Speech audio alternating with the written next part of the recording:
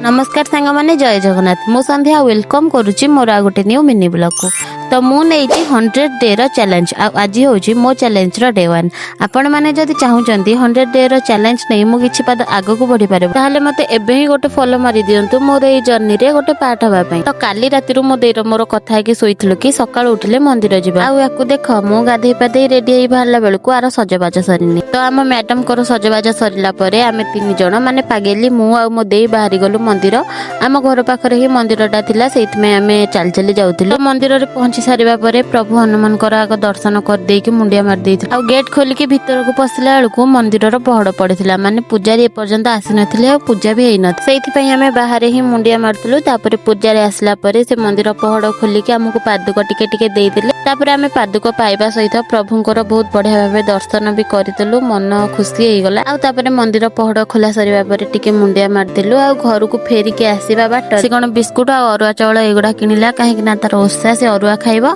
से तार अरुआ चावल किनिला तापरे मते पैसा देदिला मु बरा तरकारी किनिके नि आसिला तापरे आमे आसी घर पाखरे पहुंची गलु तो सांग माने आज पे रहले एतिकी पुणी देखाबा काली की बाय।